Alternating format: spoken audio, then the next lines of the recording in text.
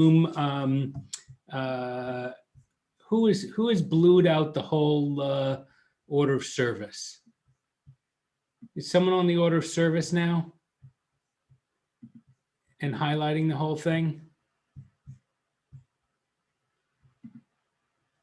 Is that Carrie? Okay. Who's got It could be me. It could be me, but all I've done is just not highlighted it, but just selected it all. Right. Can you unselect it, or you don't have to if you don't want to? Okay. Well, I'll find We it. are here. We are live. So let's bring people in. Carrie. Thank you.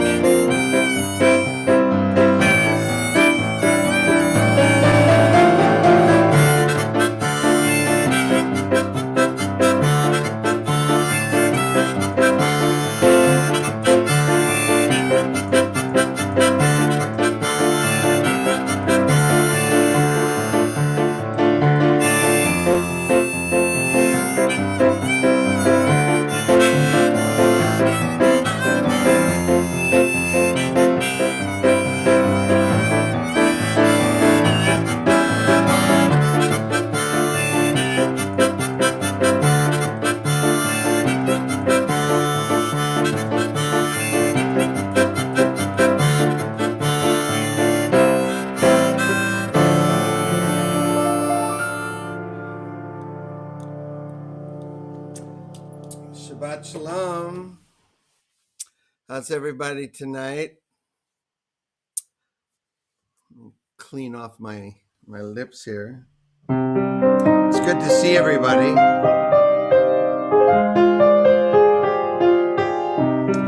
Hine matov. Come on, let's sing. Hine matov manayim shevet achim gam yachad. Hine matov manayim shevet achim gam yachad. Hine matov shevet achim gam yachad. Hine matov shevet achim gam yachad. Hine matov manayim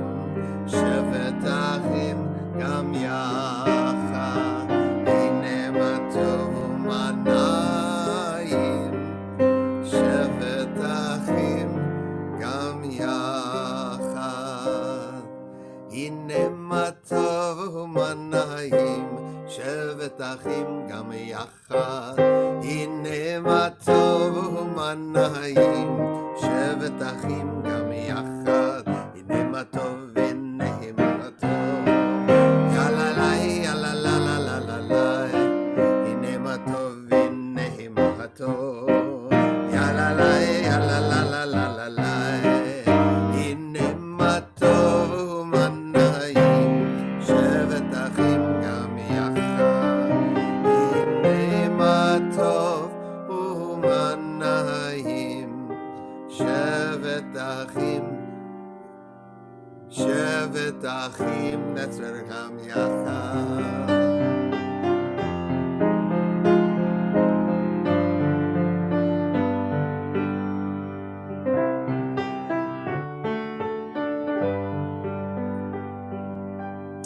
That's called a modulation. We're all modulating right now into Shabbat, right? Carrie, can you put up? Yes, thank you. The Graham Nash. I was trying to remember who wrote it. You who are on the road must have a code that you can live by, and so become yourself, because the past is just a goodbye. Teach your children well, their father's hell did slowly go by, and feed them on your dreams, the one they picks, the one you'll know by. Next slide. Don't you ever ask them why, if they told you you would cry, so just look at them and sigh, and know they love you. Next slide. Thank you. And you of tender years can know the fears that your elders grew by. So please help them with their youth. They seek the truth before they can die. Teach your children well, their father's hell did slowly go by, and feed them on your dreams, the one they picks, the one you'll know by.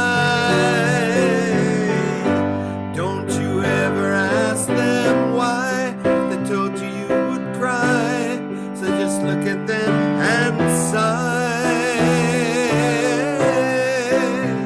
and know they love you.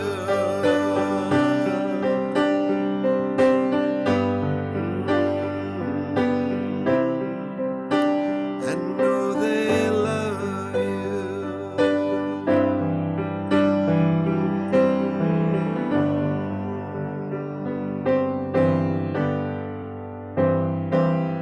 Shabbat Shalom, Rabbi. Shabbat Shalom, Cantor. Great to see you tonight. I've missed you. Yeah, well, I wish I could be with you in person. This is going to have to do. It will. But we've actually been together this past week, you, me, Rabbi Julia, Andrew, putting together a fantastic Purim celebration. Anyone who saw our Hanukkah service last month and Cantor telling the story of Hanukkah, Purim takes it just to the next level, by the way.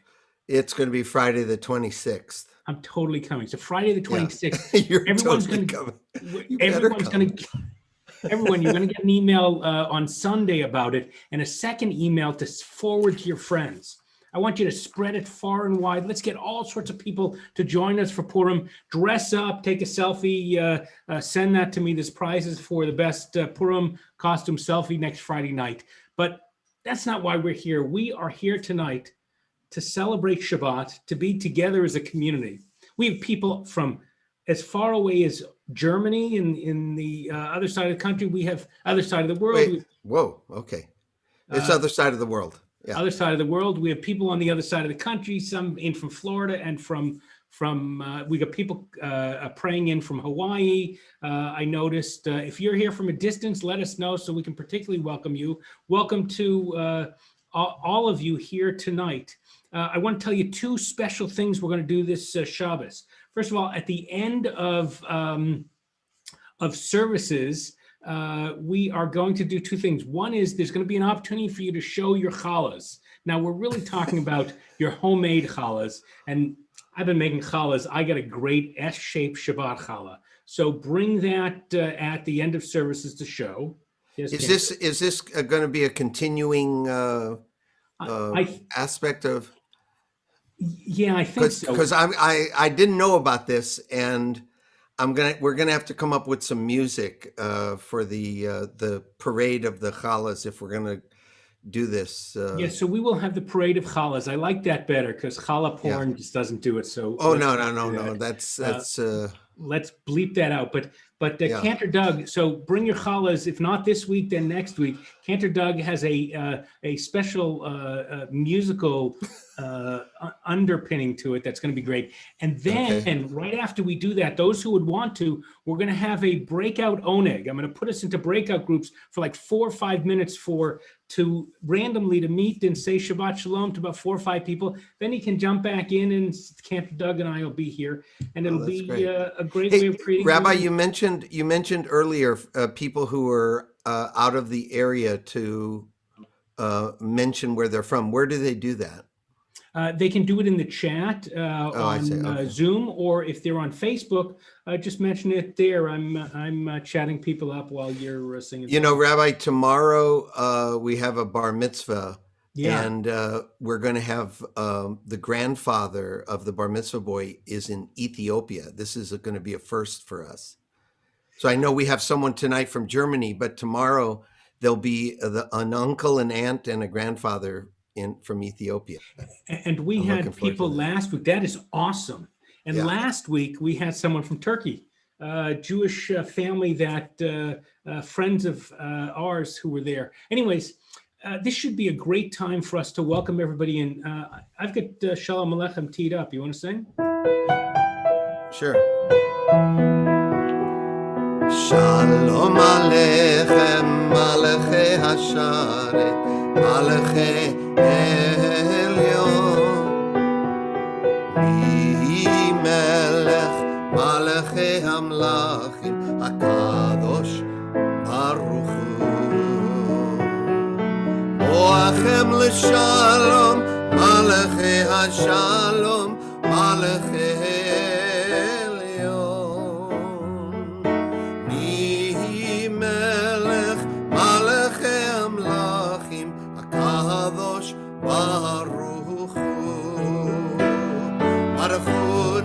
Shalom, Malachei HaShalom, Malachei Elyon,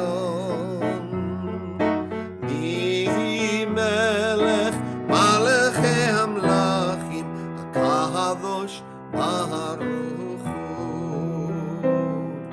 Tzedchem L'Shalom, Malachei HaShalom, Malachei Elyon.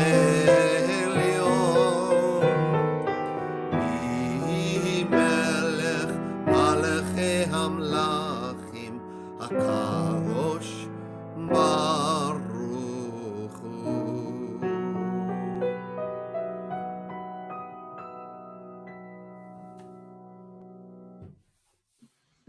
Shabbat Shalom all. Again, I'm Rabbi Paul Kipnes of Congregation RME, Cantor Doug Cotler with me, and we welcome you to Shabbat services. I understand we have people coming in from the Big Island, also in Hawaii. We have people in from Redondo and in from Palo Alto. They're just praying from all over. So welcome to all of you. If do send a quick hello to us so we can welcome you here. Everybody else who's here, if you're comfortable, please drop in the chat who you are and what your prayer for this Shabbat is. Let's create community as we sing and as we pray.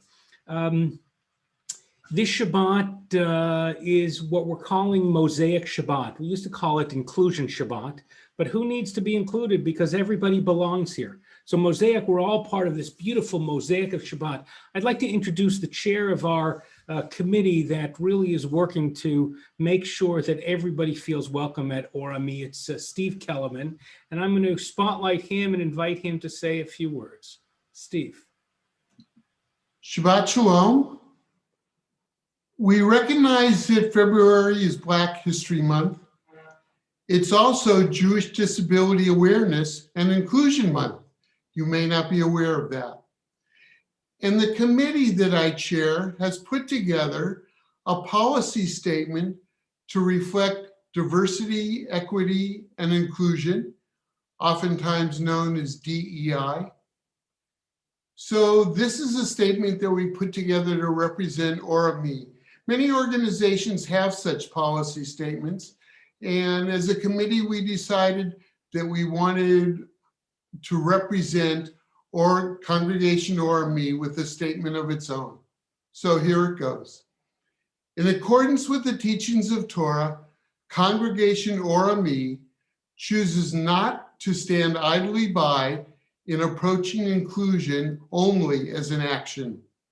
Recognizing that we are all created B'Tselem Elohim, Congregation Orami seeks to create an illuminated pathway for all.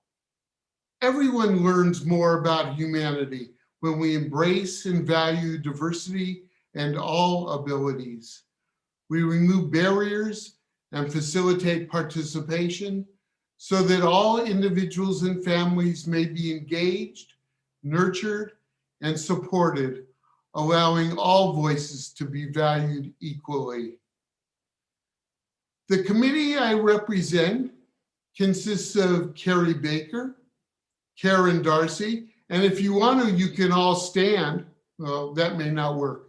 Pam Dine, Michael Kaplan, Adrienne Pasternak, Martin Pasternak, Marcia Rothpan, Dale Washitz, Karen Zucker, and myself again as chair. We wanted to share tonight some examples of projects that we've been working on so that you can be more aware of the work that we're doing. We are working towards a quarterly inclusion blog, and the first topic will be, you might guess, what is inclusion? We're working on changes to the website that might include larger fonts.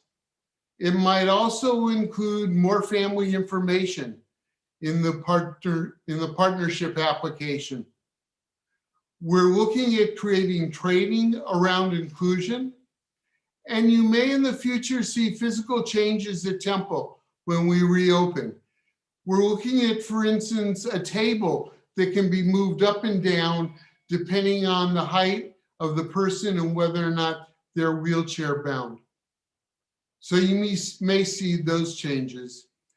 And tonight as well, we're featuring the work of Michael Kaplan in a beautiful piece that he has put together, the artwork that he has put together called Faces of God. Also to let you know that one of the things that we're striving to do is to get to know our community better. So we have developed relationships with Jewish Family Service, Havarim, which provides social events for adults and people with diverse abilities, Temple Beth Solomon of the Deaf, and JQ International for the LGBTQ plus community. So stay tuned. You will hear much more about us in the future. And thank you very much, Rabbi, for bringing to us Mosaic Shabbat. Thank you, Steve. Beautiful. The Rabbi Mordechai Yosef Leiner from Izbika, an older Hasidic rabbi of the, I think, second generation, gave a surprisingly modern interpretation of B'Tselem Elohim, the idea that we're made in the image of God. He wrote that the likeness of God is made up of tiny fragments, each fabricated to appear as one part of the totality that constitutes a mosaic image. Every piece of tile used to compose the image in the mosaic is necessary. The absence of one would diminish the image. We teach from that each individual tile, through it, the splendor of the Holy One is increased as the image is made greater and whole. Not only is the mosaic made up of many diverse tiles, each necessary for its wholeness, each tile itself is the image of God, or at least one quality, one aspect of the divine.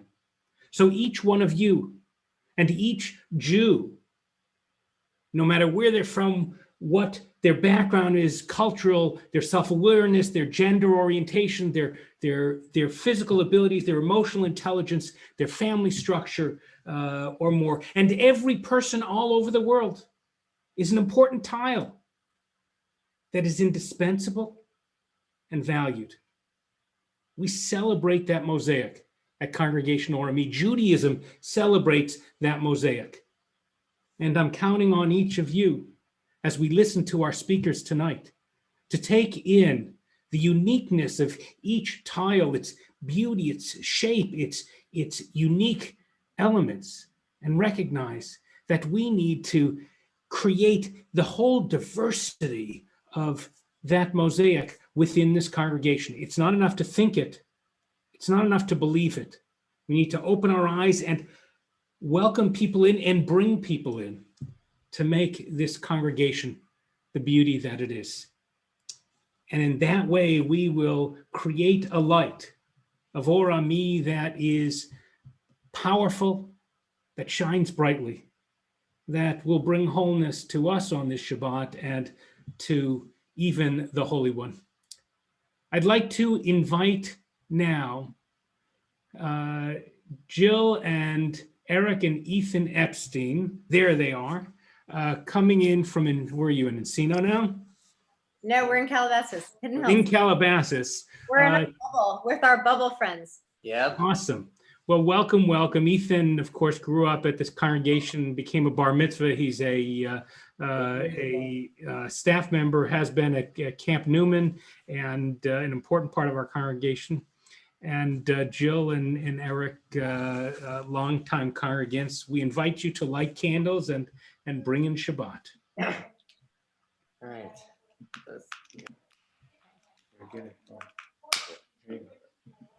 Right?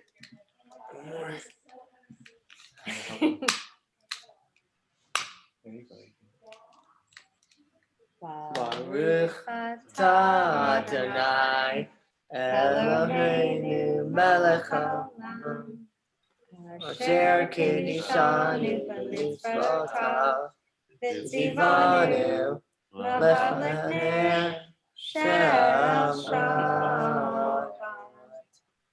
Shabbat shalom. Shabbat shalom. Shalom. La la la la la la la la la la la la la la la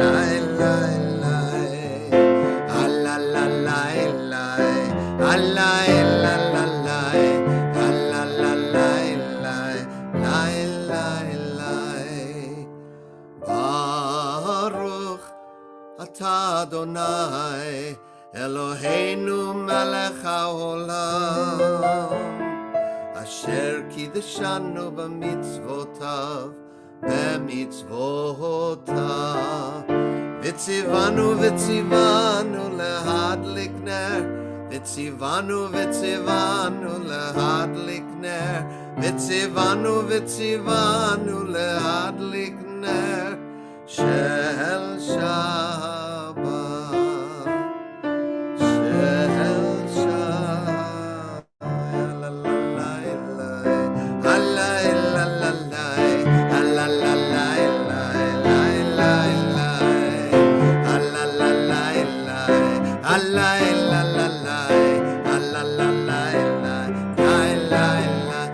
Baruch Hu et Adonai Hamevorach Hamevorach Halalalai Halai Lalai Halalalai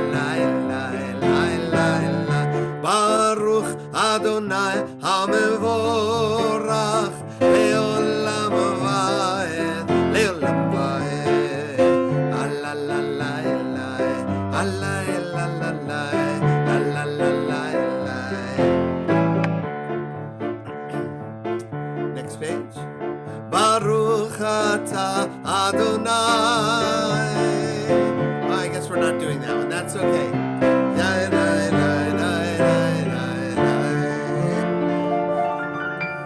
It's a user error. My fault. Rabbi, you were great. Carrie, you're great. I didn't read the notes. You know, it's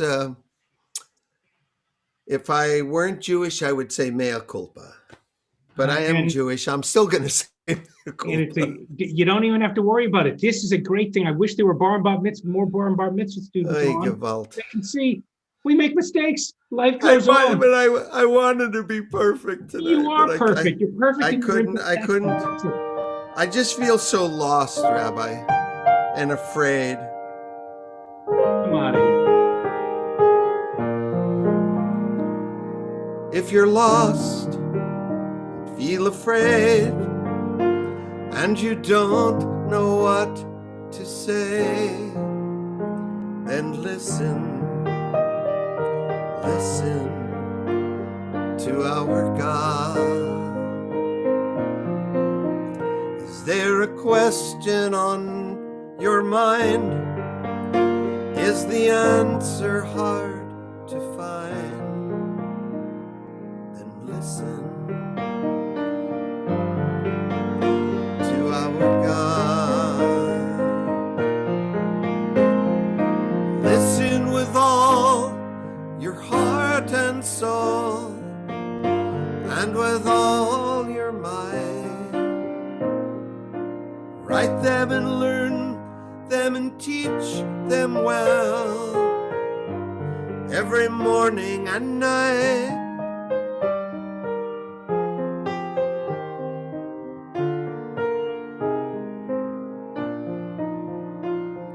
And listen.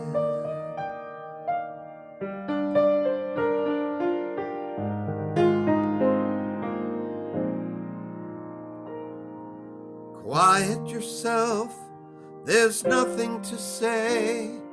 Stop all the chatter, gets in the way. And listen to our God.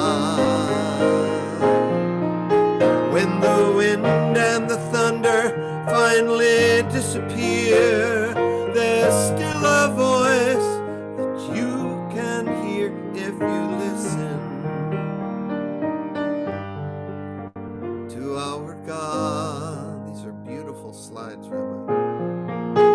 You can hear it from the top of the highest hill, or from the valley below. It can come from the edge of the universe. It can come from within your soul. Close your eyes and listen.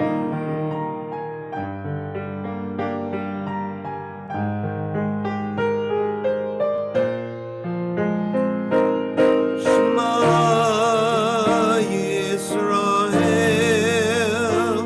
Adonai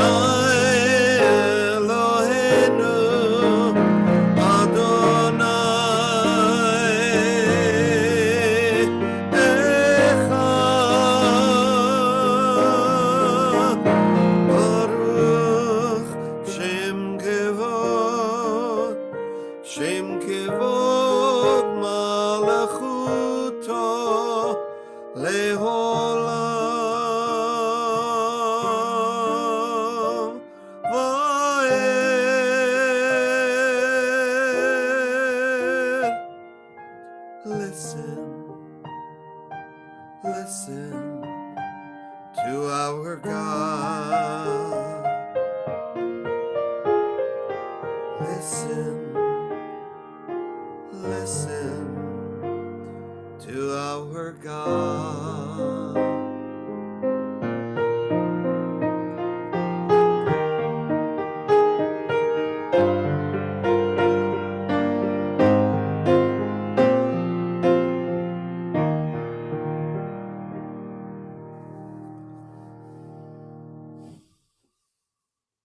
Thank you, Cantor. So beautiful. Thank you. The artwork I mentioned in the chat is the images are courtesy of Joanne Fink, an incredible artist, a new friend of mine, who just introduced me to Clubhouse, a wonderful connection online. It's social interactions, but all by sound. And I was able to arrange the slides, played with that myself, so it's been fun. Thank you, Joanne, for this beautiful imagery. And we welcome also, we have people zooming in, I just noticed from up in Seattle, the Munavus, Sundi and Erin, married them, families, longtime members, children of, she's Mark and Linda Wolfson's daughter, and they're up in Seattle. And welcome to Jacob Braunstein of Live Control that takes care of all our live streaming needs. Sheryl Braunstein is his mom, and she's going to be helping lead some of the music. I'd like to now have us think about what does it mean to be part of the Faces of God.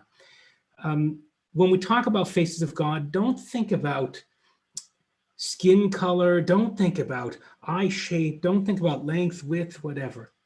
Think that each face is part of that mosaic. Each one of us is a face of God. What would that look like and what would that sound like? We're increasingly coming to understand that. So I'm going to try to share something with you.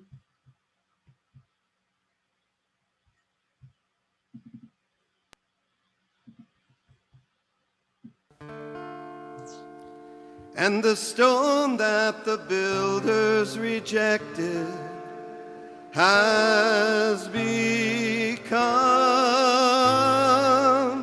the chief cornerstone, the chief cornerstone. We are the faces of God. You and you. We are the faces of God. You and you. We are the faces of God. You and you. We are the faces of God. You and you. We are the faces of God. Adonai Yeheh Beni Uvencha. We are the faces of God. Adonai Yeheh Beni Uvencha. We are the faces of God. You. We are the faces of God, the chief cornerstone, the chief cornerstone. We are the faces of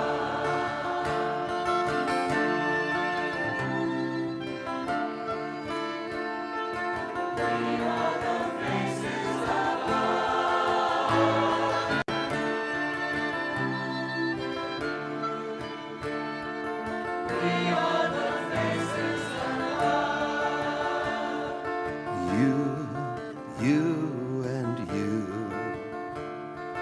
We are the faces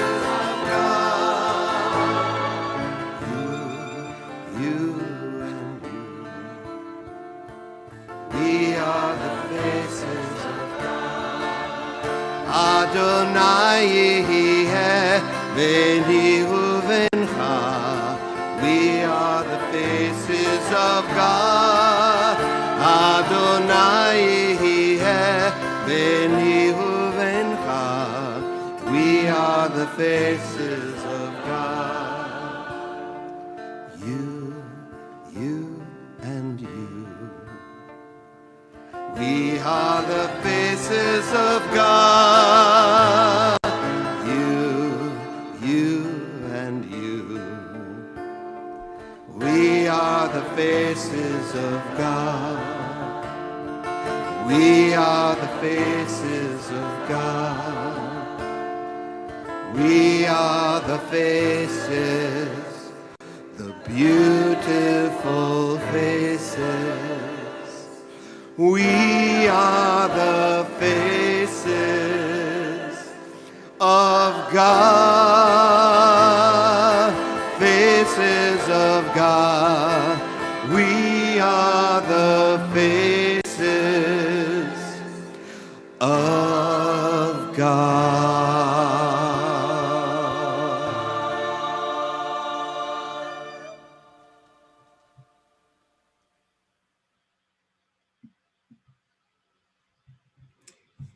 Thank you to Michael Kaplan for creating that beautiful, stunning video some years ago and updating it as we understand the many parts of the mosaic of God's creation.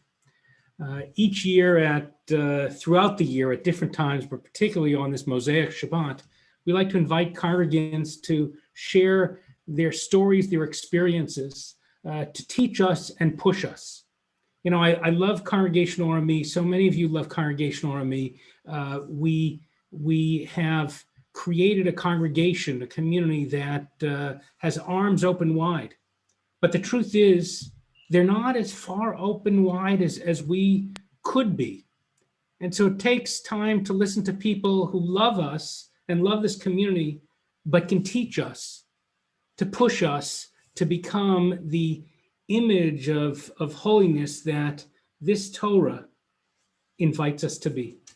So it is my honor and privilege to welcome in our congregant, Heather Gilbert-Bakalor. She's there with her husband, Mark, and her son, Jacob. Both your sons. I think I see him over there. There's Max also. And the dog is who? Charlie. Parker. And Charlie. Sorry, Charlie. I'm glad you're here. So I invite you to share. Thank you. Thank you, Rabbi Paul. My 17-year-old son, Jacob, was diagnosed with autism at a very young age. We were told from the beginning that there were a variety of things Jacob just wouldn't be able to do in life. We'd been warned about the struggles he would have and the limitations he would be forced to deal with. Despite that, what we chose to do and continue to do this day is focus on what Jacob can do versus what he might not yet be ready for. Our drive has been to push Jacob to the point of his being able to always see and strive for his potential without pressure. We seek out and find his gifts. Being the parents of a child with autism can be lonely and scary. The child's needs, and thus our needs, can be overwhelming, and most people do not know how to reach out in a way that can make a difference. Many people assume that children on the spectrum are all the same. Unfortunately, they just don't understand or have the patience to understand and treat these unique people as individuals. Some only see a child throwing a tantrum in public, but others, those whose eyes are open and hearts are open, see a child on the spectrum experiencing sensory overload who just needs to be held, needs a hug and understood. Each child on the spectrum presents their circumstances differently, without any kind of one-size-fits-all game plan available. As parents, we need to be extra diligent to make sure that the treatment plan for our children and the experts we involve are right. Each child has their own unique gifts and struggles and must be surrounded with the best in order to focus on what they can do versus what they can't. One of the biggest challenges for us after Jacob was diagnosed as a toddler was searching out other parents in the same boat, both for me and for Jacob's own socialization. Generally, kids on the spectrum struggle with social ineptness and don't know how to make connections with their peers.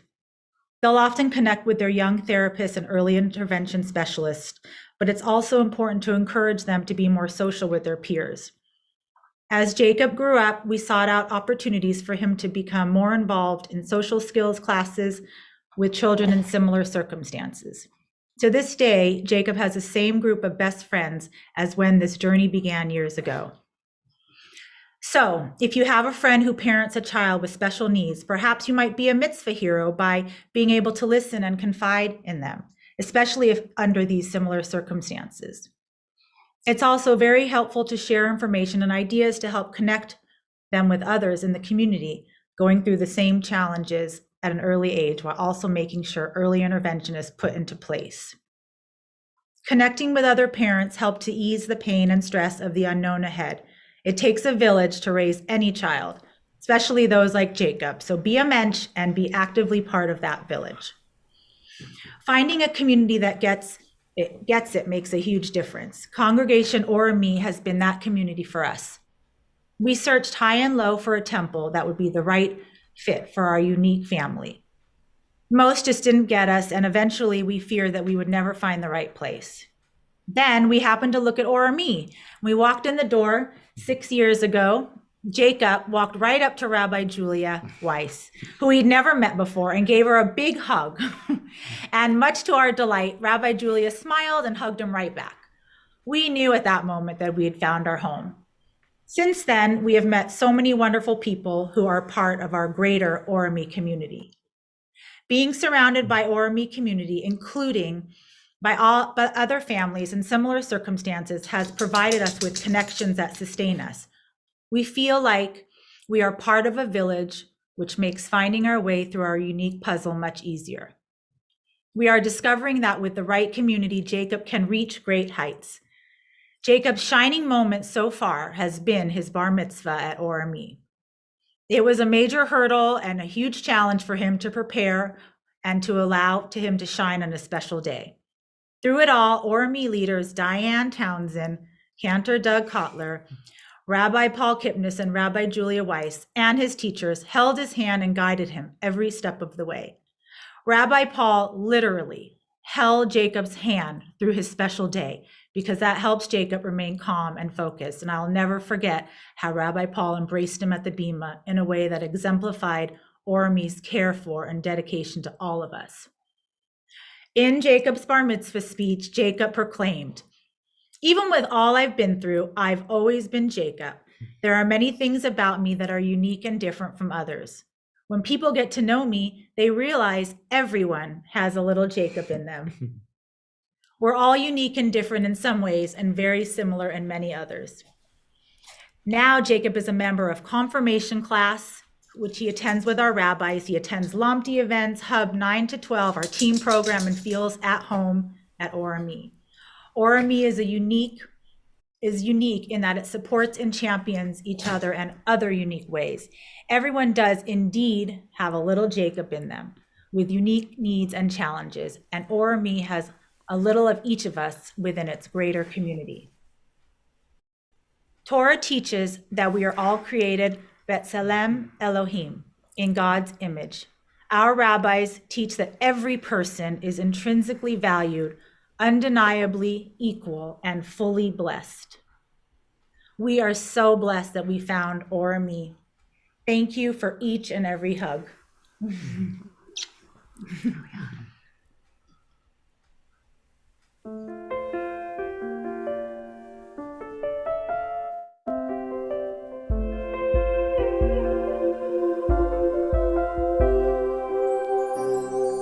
We all laugh out loud, feel joy and pain, dream and wake, blood runs through our veins. We cry with our tears, love and grow, and deep inside each of us there is a soul. 'Cause we are all born in the image of God, farther than eyes can see. We are all born in the image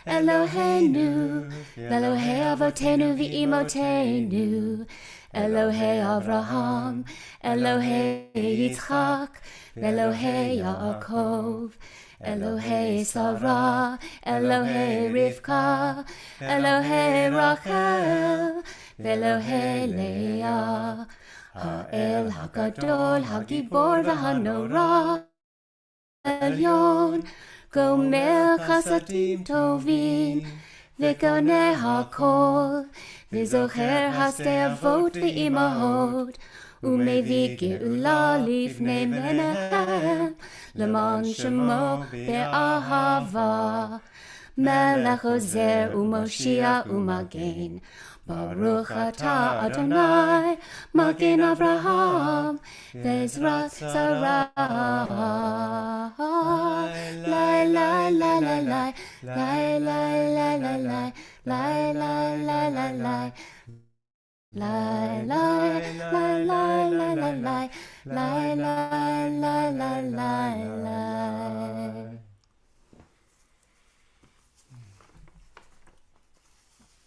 Beautiful. Let's take a moment to pray silently, opening your hearts to the holiness within, to the holiness without, and to divine your role in making the holiness outside and inside join together to create beauty. We pray silently.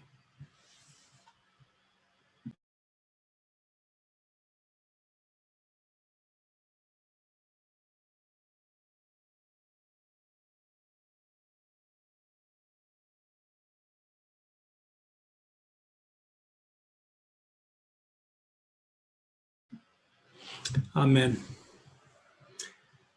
Our hearts go out today as we prepare for the Misha Berach prayer of healing.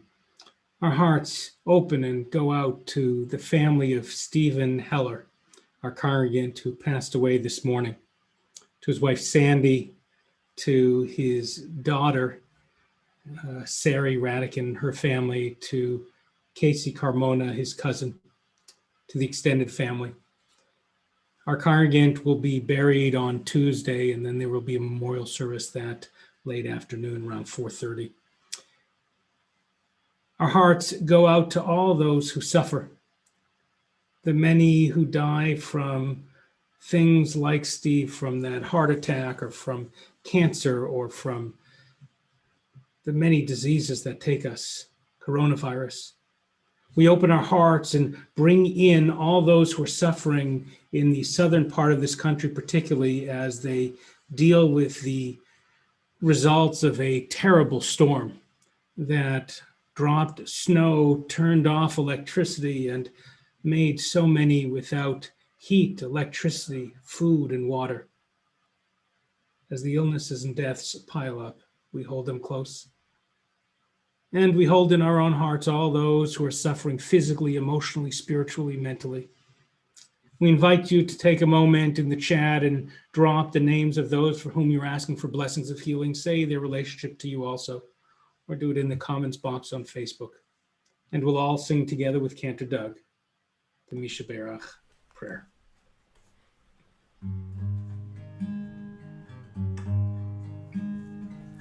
Misha Berach Avotenu Mikor HaBracha Limotenu. May the source of strength who bless the ones before us help us find the courage to make our lives a blessing, and let us say Amen.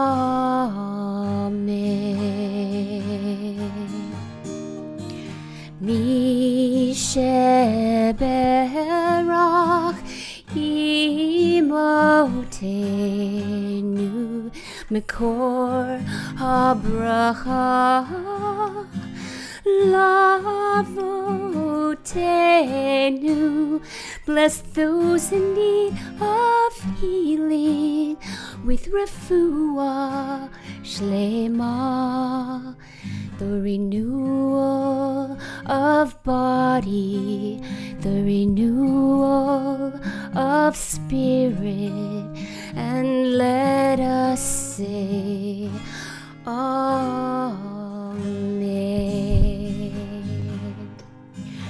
Ooh, ooh, ooh.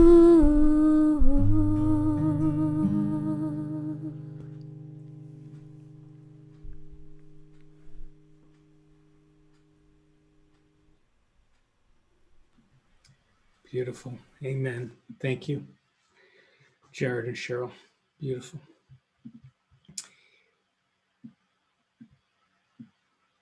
It has been a goal of mine that this congregation, in its beauty and richness and holiness, should reflect not only in our ideals, but also in our partnership, in the people who become partners here, the diversity of the congregation.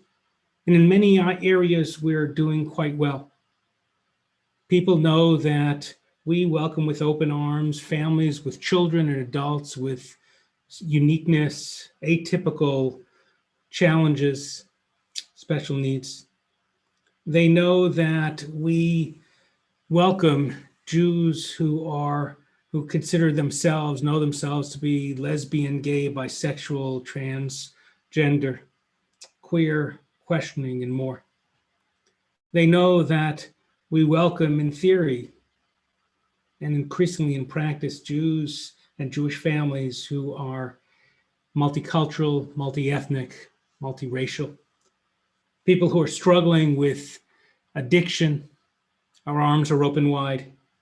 People who are from interfaith families, our hearts are open wide. Those who are older or younger, single, divorced, widowed, married, blended, young or old. Those are our values, but we don't always get there. And sometimes it's the behaviors that we don't even realize we are doing that can turn people off. I'd like to invite one of our congregants to share her love of the congregation and some of her experiences and to teach us. April Powers is not only a partner in our congregation, but is also the Chief Equity and Inclusion Officer for the Society of Children's Book Writers and Illustrators, as well as the Managing Director of her own diversity consulting firm. April led diversity efforts for Nestle and Amgen, as well as many other large and small companies. She graduated from UC Berkeley, has lived all over the world, and speaks fluent Spanish. She is co-founder of JewbianPrincess.com, JEWBIAN Princess.com, whose aim it is to speak about Jews of color in the Jewish community. And that's a venture with Orami's newest partner, Kiyomi Kowalski. It is my honor and privilege to welcome to our Bima, our congregant, April Powers.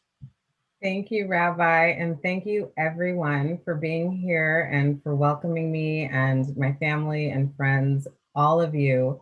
I spent a lot of time with some of you when we were in Kesher and in moments like that with our children and at high holidays and special events. And I am bluish. I'm Black and Jewish. And I'm a storyteller. So the first thing I would like to do, though, because equity and inclusion is my life's work, partly because I am bluish and I'm a Jubian princess, is we're going to start with something that is called a land acknowledgement. And a land acknowledgement acknowledges the fact that we here in this land where we pray and do so many good things, and we care for each other, and where this congregation sits, it sits on the land of the original caretakers, the Gabrieleños, the Fernandeños, and the Tongva peoples. And so I want to recognize them to the north, to the east, to the south and west. that we appreciate that they were the original caretakers of this land and continue to be so. And so I honor them. And I don't just say that as a throwaway. I'm also inviting you to consider ways that you can help Indigenous people wherever you are, and acknowledge that they were the original caretakers of many of the lands all over this great world that we all live in. And as I think about the mosaic, the concept of the mosaic, I absolutely love it, because as I'm looking at all of you in my screen, which is this mosaic, tonight wouldn't be the same without a single one of you. This would not be the same moment if one of you were missing. And I know Sari, and I was saddened to learn about her father's passing today, and she regretted that she wasn't able to make it. And so that it makes me so sad for her and for this mosaic that there's a piece missing for all of us tonight. What would that have looked like to have her and her family here? And I want to tell you some of my experiences being a Bluish child. And I'm going to tell you a secret.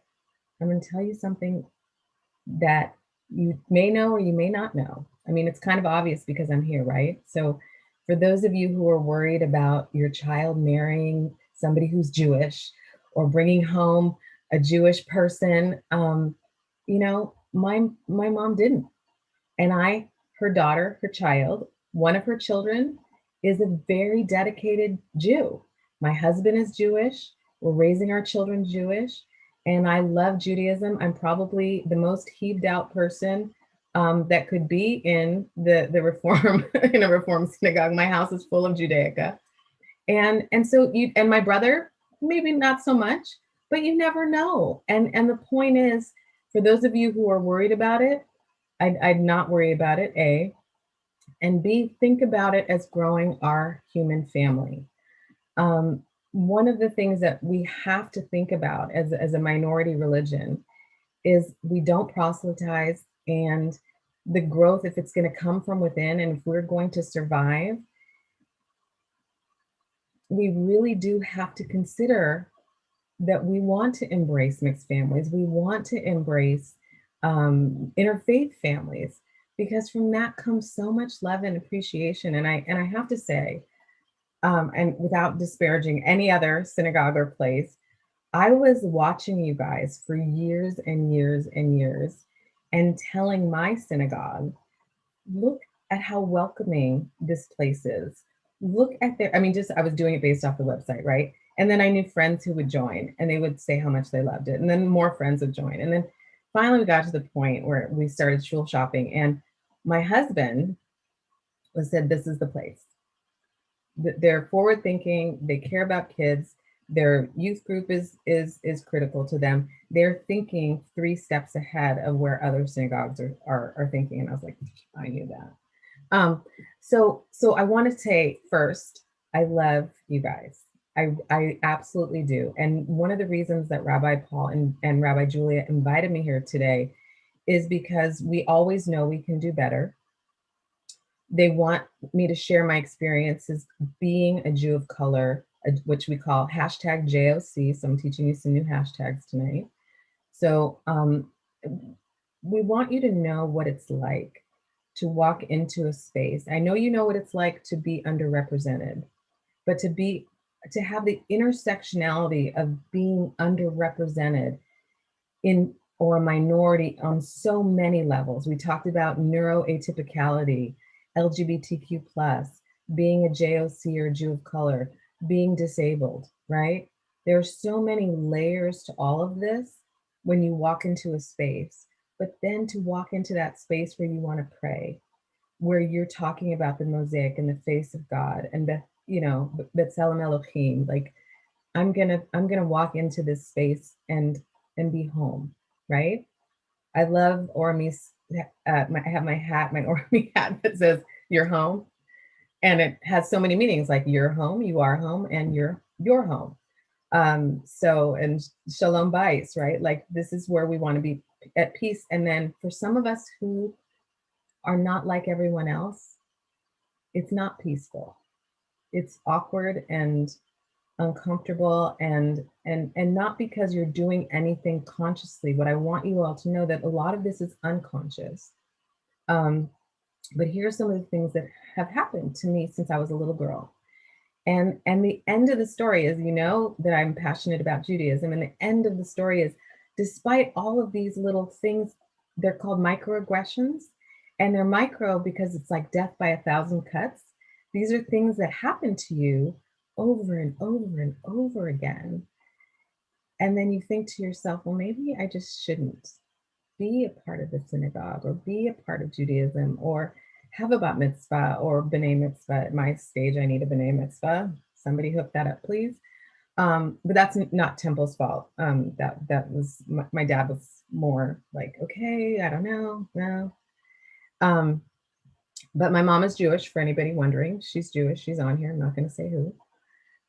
But what has happened is every time I walked into a space, people wanted to look.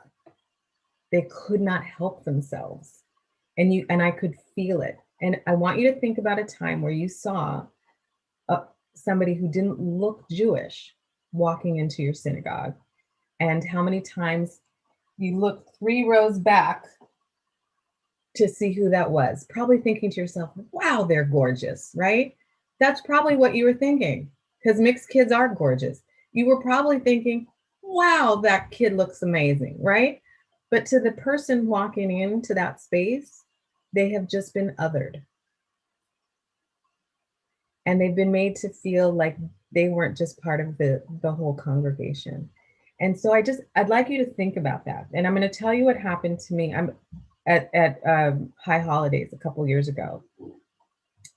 My family is made up of every part of what I just said. I have disabled family. I have neuroatypical family, LGBTQ plus family. I have Latinx family, Black family. Pick something. We've got it. So I brought to the High Holidays, I brought a big portion of my family, who are all brown. Part of it, my sister-in-law is Honduran, so half my family is brown, right? And we took up a whole row. Some of you may remember me. We took up a whole row in the back, but you could see just across the whole, all of Orami, you could see people turning around to look at us, and that's okay, but it's not okay, right? And nobody came up to us and said, welcome, like, it's so great to see you, it's so great to have you, you know. And the experience of a lot of people walking into synagogues is either that, or can we lead you to the kitchen? Are you part of the help? How can I help you? And I'm not saying for established families, I'm saying when you see new people.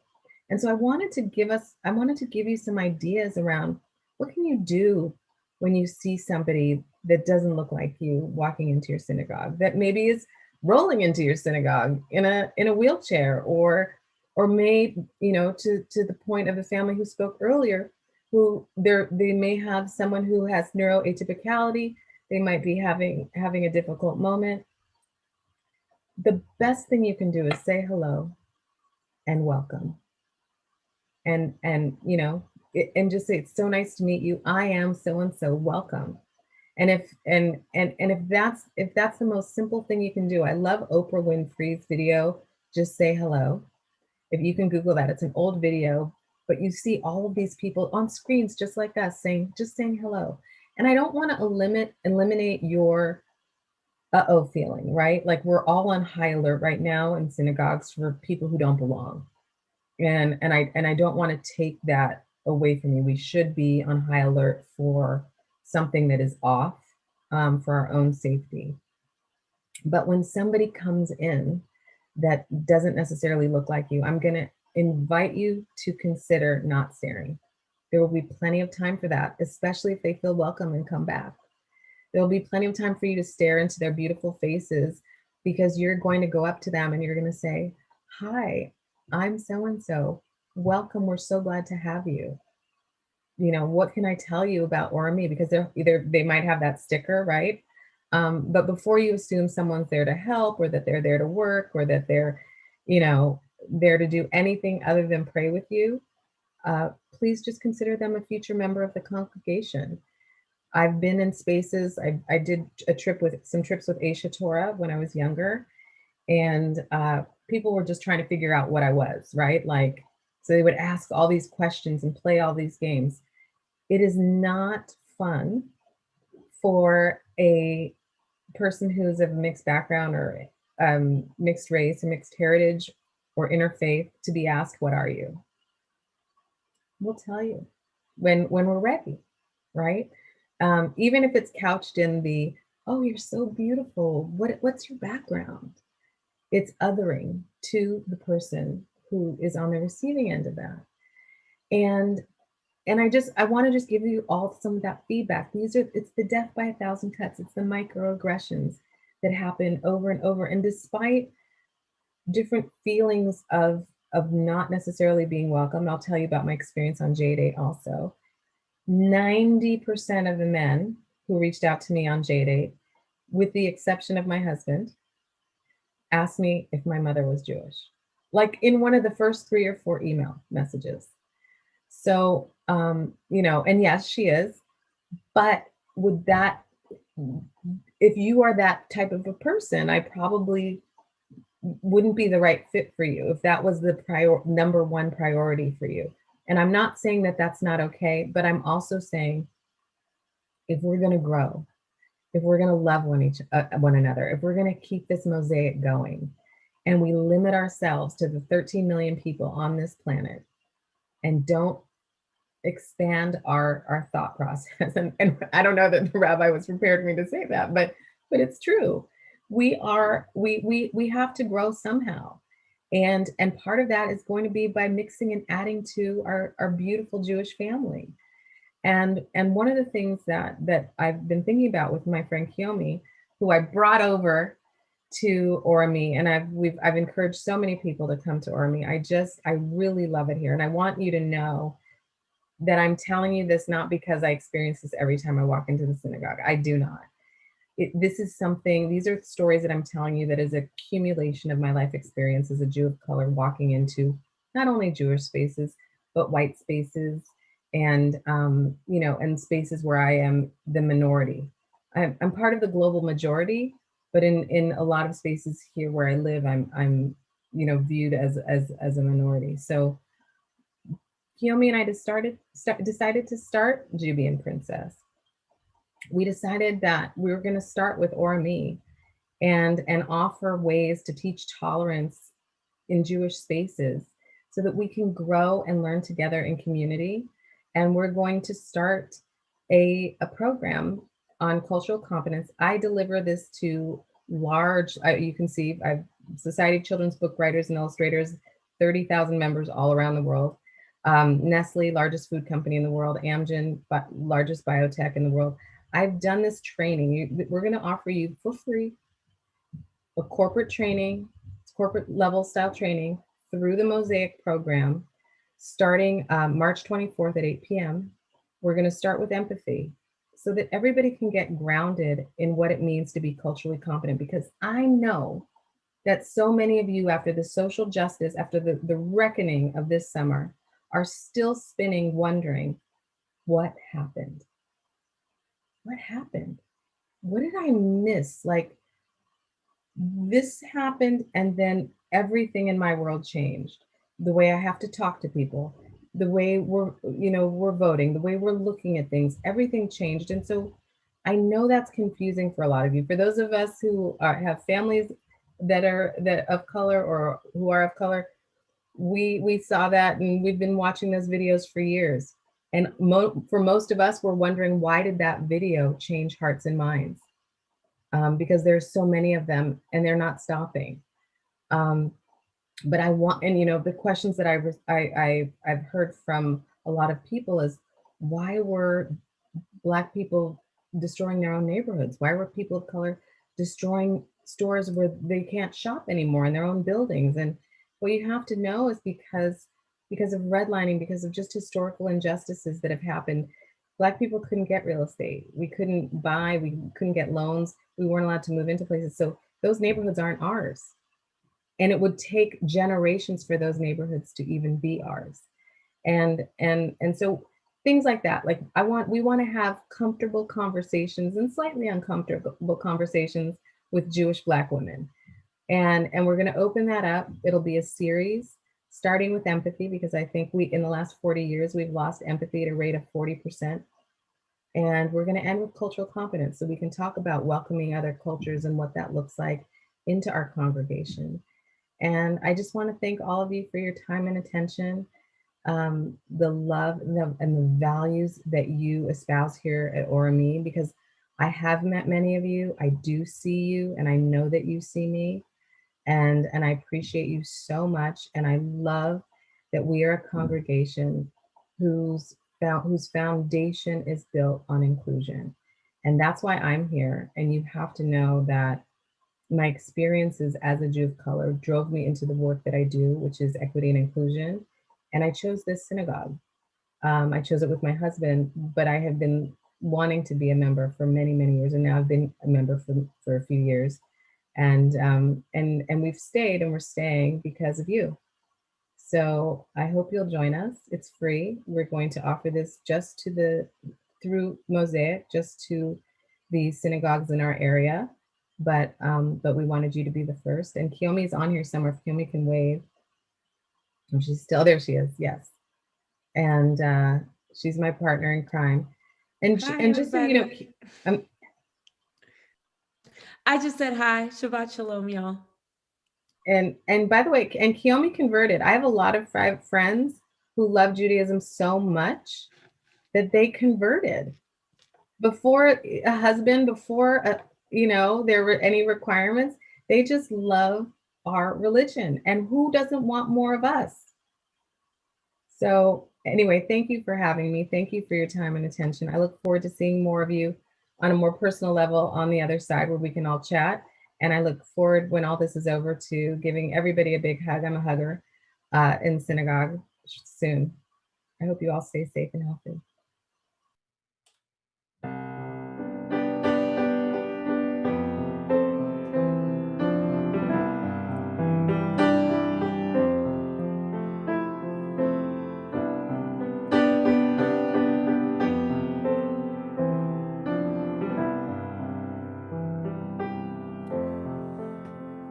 Is it just me, or do these days go by so much more quickly than they did?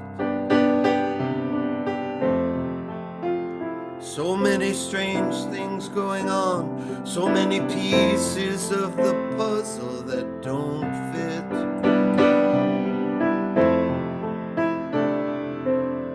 I watch the sunset on the western sea. Light plays on the water, and it feels to me that I am blessed to be here despite all the unrest and how it may appear. I'm grateful for what I'm about to receive. Let me be grateful for all that I've achieved, and when I'm looking for a place to hide, when I feel broken inside, remind me, grateful. That's how I want to be.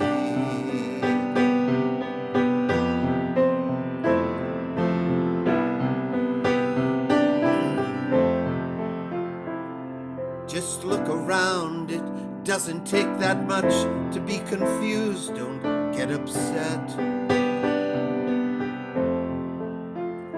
when the world is upside down and what you see is not always what you get.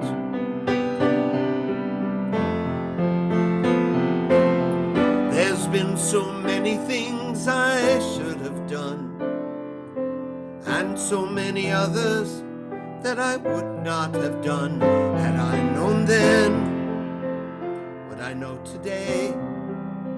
But then again, I'd not have learned along the way to be grateful. When it's not quite how I imagined, I'll be grateful for the lights and sound and action, when I can't tell wrong from right, when I'm wound up far too tight, release me, grateful. That's how I want to be.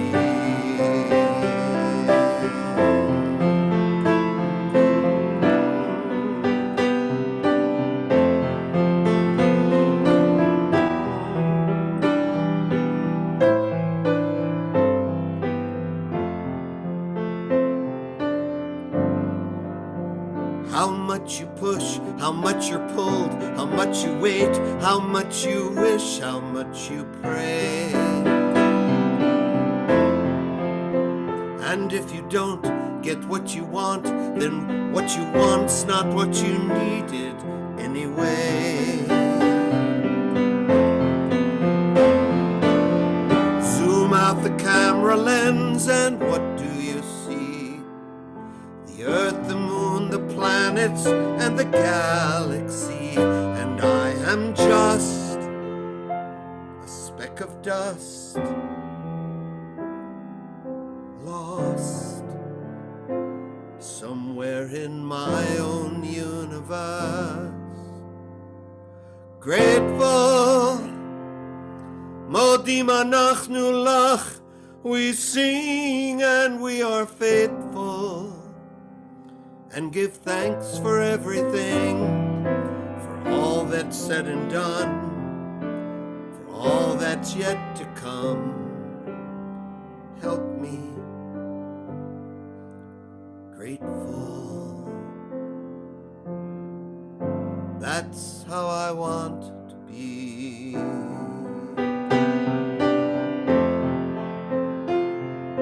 Grateful.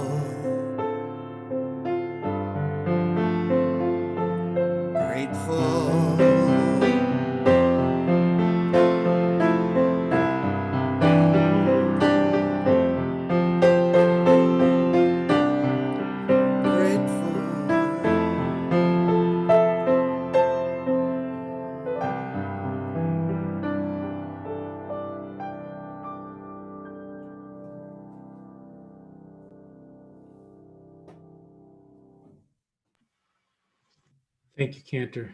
I am every time I hear that song, I am grateful. And those of you who were with us last Shabbat, or the one before 2 weeks ago, when Daniel Cantor was here singing his own songs, it was just joyous, inspiring, and uplifting. And thank you, Cantor, for bringing all that music that uplifts us so. I want to thank April.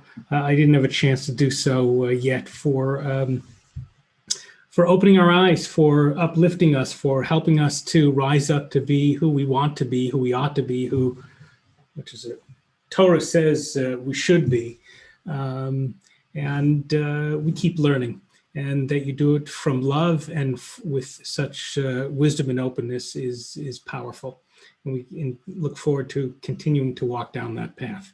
I just dropped into the chat for everybody who wants to see, and I'm putting it in the comments over on Facebook too. If you want to, Valley Outreach Synagogue, our neighbor and our partner, is having a discussion on Little White Lie, a powerful movie on February 23rd. I think you watch the movie and then go to it, and there's a link to see it. I also gave the information for the first of the uncomfortable conversations that we're going to be doing. Just a little background for everybody. My interest in pushing the congregation even further in terms of the way we embrace people got a big push a couple of years back when a member of our community who from an Asian background, I think he's Chinese, was here, and one of our congregants, a lovely person, went up to him, and a leader, and asked again and again and again, what's his story, where is he from, what brings him here, whatever. This is someone who had been to more services than that person had been to, and he was so uncomfortable, out of interest on one hand and othering on the other hand. The result of it, so many of you know, you remember 2 years ago on the BEMA, we had two women telling stories from the play, Jewish Women's Theater play, True Colors. And they shared the story of two people and their experience, Jews of color in Judaism. And we then had the whole show at the synagogue. And we will continue to learn and continue to grow and continue to recognize that our values are in the right place. We just have to figure out what we do and how to open our hearts and minds more. And know this, any of you who have friends who are Jews of color, LGBTQ plus, with people with special needs, atypical in their families, who are struggling with addiction, who are in any way feel like they have been on the margins of the Jewish community, tell them about Orami and get me in touch with them. I will talk to them. I will let them know that they belong. No one belongs more at Orami than you. No one's more welcome and embraced than you. That's the message we need to teach again and again and again. And through the good work of Steve Kellerman and his committee, through the love of all of you, we are, through our Hinenu committee, we are keep opening the arms wider and bringing people in, and let's keep doing it. It's good for us, it's good for the world, and it lets people know that Judaism is not the Judaism of it is growing from the Judaism for when we were growing up. And your grandmother's synagogue that said certain things but didn't necessarily follow through. There are a few announcements I want to share. Carrie, can we throw them up on the screen? While you're announcing, can I say one more thing? Yeah, let me bring you in. Hang on. Sure. So I just wanted to say one thing. My grandparents don't have any. No, you can leave the screen up. Leave the screen up. No. I'm just going to talk over the screen, and then you can do the announcement. My grandparents don't have any white great-grandchildren. They have LGBTQ plus. They have neuroatypical. They have disabled. They have everything we're talking about. If you don't already have an underrepresented person in your Jewish family, it's coming for you. You will have you will have a neuroatypical, you will have a disabled, you will have an LGBTQ plus, you will have a brown grandchild, niece, or nephew. What kind of a world are we creating for them? You will hear me say this over and over again. It's something I forgot to mention, and I apologize. But this is my most important message that I ever am going to say. Whether you're Jewish or white or Christian, whatever you are, the fastest growing group in this country are mixed kids. So you are going to end up with one in your family. The other fastest growing thing are disabled people because of our aging population. You will end up with somebody disabled in your family. Please consider the world that you are creating from them, how you vote, how you use energy and the environment, and how you treat others, because that is going to impact your family. Sorry. Thank you. And the rabbi means it, because he and I've had many conversations. So if any of you are even considering coming here, this is a passion of his, like it's a passion of mine. This is a passion of his, is inclusion. So it's real. He's not faking. He means it. That's why I'm here.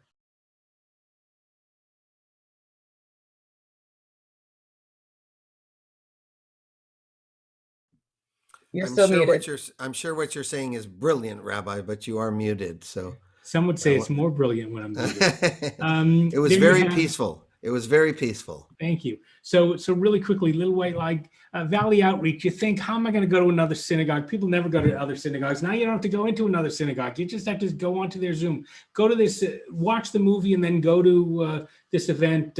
Our two congregants are leading it, April and Kiyomi, and great things to learn along these lines. Next slide. Next Monday is Terror in Tinseltown, a quote-unquote murder mystery night with the village. It's going to be fantastic. Go check it out, sign up and be part of it. Next slide. Dungeons and Dragons, okay? Is that the coolest thing? Even if you're not into it, it sounds really cool. We have congregants, 2 young people and an adult, who have created a Purim themed Dungeons and Dragons experience. If you don't know Dungeons and Dragons, but you want to do a little bit, sign up. They'll walk you through it. It'll be cool. They'll give you everything you know. It's $15 per person, so you can get the supplies to make it ready. Next slide. Purim is coming up, folks, next Friday. You got to be there. If you have, for those of you who stayed away from Purim because it was too noisy and raucous, this is great. You're in your own living room. You control the volume. But come there. It's going to be funky, fun, and fascinating. It will be great. It starts at 6:30, but at 6:15, folks, at 6:15, we have a full, not a little bit, but a full pre-show that you're not going to want to miss. It is fantastic. So make sure you're there. Best way to watch is on oramilive.com. You can also watch, and you can put that on your TV. You can also do Facebook Live, but no Zoom. We're not Zooming. Next slide. Gomti, our 4th through 6th graders are going to have a Shabbat party. Next slide.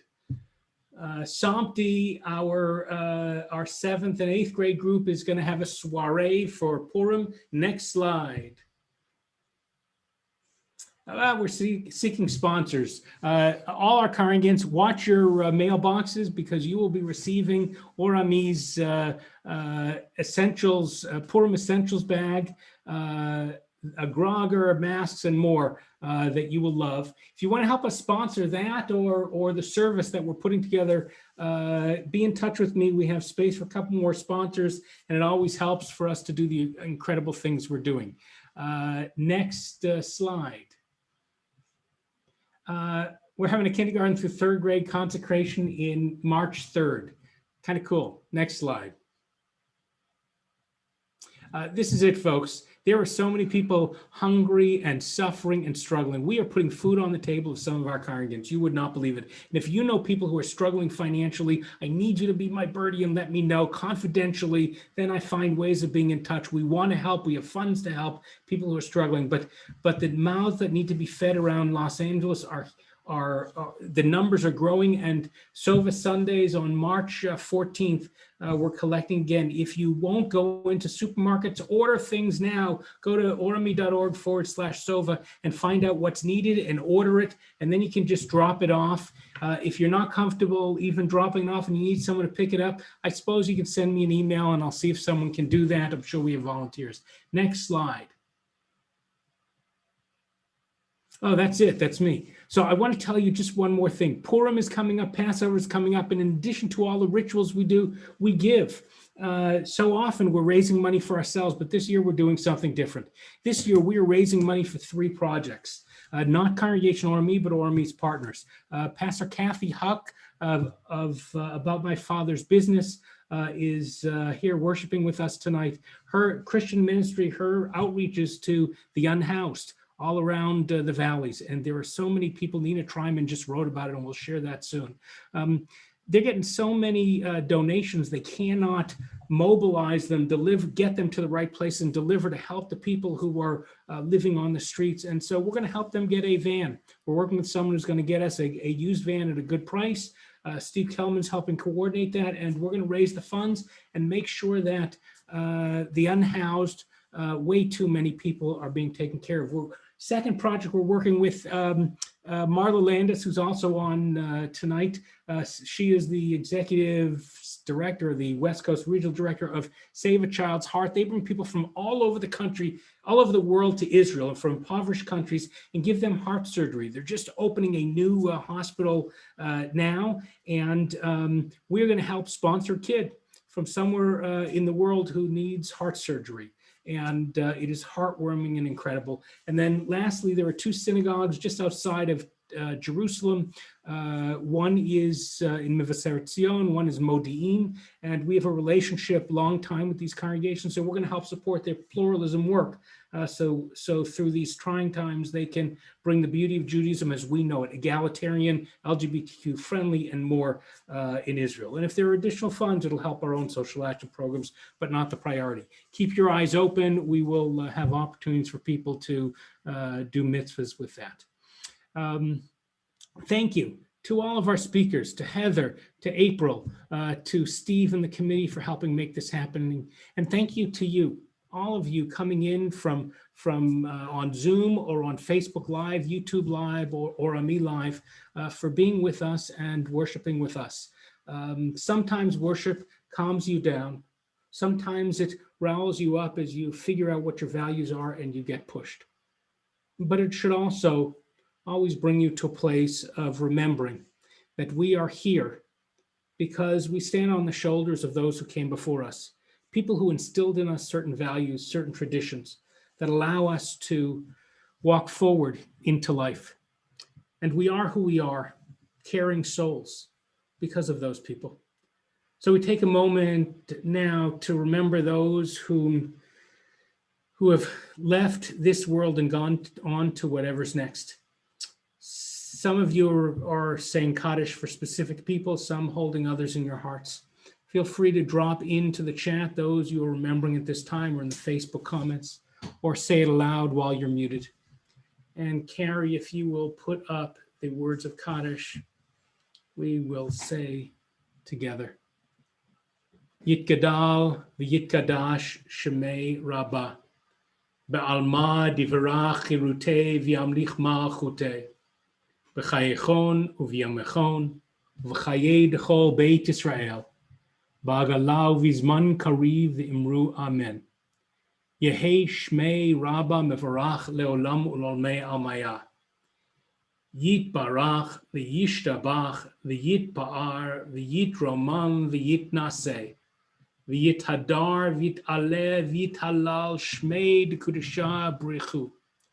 Le'ela min kol berchata v'shirata, tushbachata v'nechamata, dameran be'alma v'imru amen. Yehei shlama Rabba min shemaya, v'chayim aleinu ve'al kol Yisrael v'imru amen. Oseh shalom b'mrumav, u'ya'aseh shalom, aleinu ve'al kol Yisrael v'imru amen. Oseh shalom bimromav, uyaseh shalom aleinu ve'al kol Yisrael v'imru amen.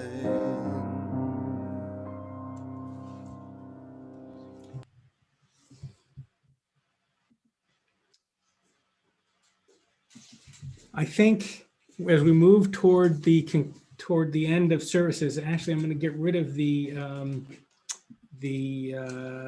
screens, and Michelle's coming in. Get your challahs ready. Let's all join together. Hold your loved ones close. If they're with you, if they're not with you, hold them in your hearts as I am holding you in my hearts. And let's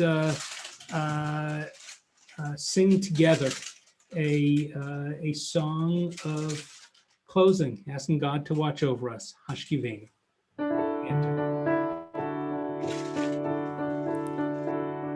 What's that noise in the background, Rabbi? Is that unwrapping the challah? Yes, that's the unwrapping of the challah, but freshly made. But I'll mute it. Nice. Hashkivenu Adonai Eloheinu l'shalom, l'shalom. Hamidenu shomrenu l'chaim.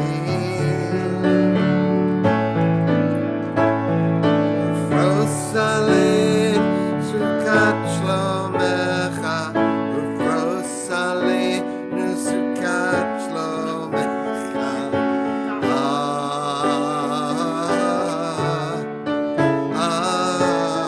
Amen.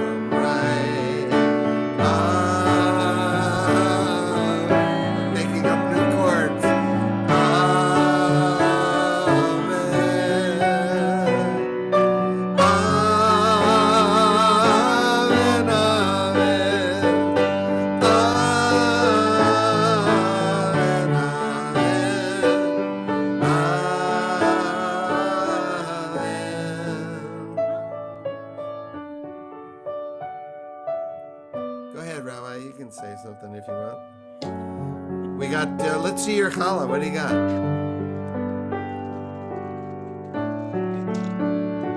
Nice. Ooh. Wow. Ooh, it's shareable. Oh, Looks like it's my. shareable. Shareable, Michelle. it's an S. Yeah. What is the S for? Shabbat. Oh, Shabbat. Shabbat Shalom. Yeah. Okay. Is that very- the It parsha? would- That's it. Okay, that's the parsha this week. It was too big for the tray, so S for Shabbat. Oh, okay. That's a very rabbinic thing to say. That's fantastic. Who else Yeah. has challahs out there? Show them out. Lift 'em Okay, up. Michael Kaplan, spotlight. Michael Kaplan. He's holding one up. Michael. A raisin raisins, one. Ooh, nice, yumster. nice, Michael. Who Very else has nice. some challahs? Carol has a challah. I see, or it's a little mini challah. Okay. Carol Martino. Spotlight her. Wait, we'll spotlight her so we can see it. Okay, there's the second. Oh.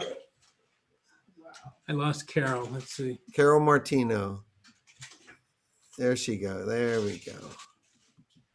There it is. Very nice. That's it. Only 3 challahs this week. Okay, we're Okay. totally gonna have to double that next time. Yeah. Okay. Okay. So the bread pan has been thrown down. That's it. Make your Yeah. own challah, and if you need help in figuring out how to do that, go online, or there's a Facebook group called Challah for Challah, HOLLA for Challah. I think it's CHALLA, but check it out. For those who would like to, in a moment, I'm going to open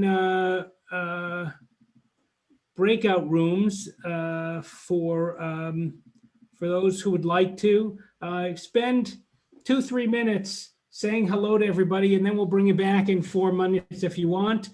Good way to create community. If you don't know who they are, it's a great way of meeting people. If it's not for you, feel free to drop off, but we're glad you're all here. Shabbat Shalom. Cantor, Doug, and I will be back here in the chat room in 4 minutes in the main area in 4 minutes to see y'all.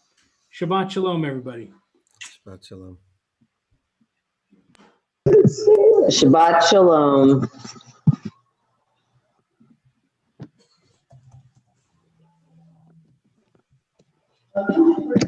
So we love.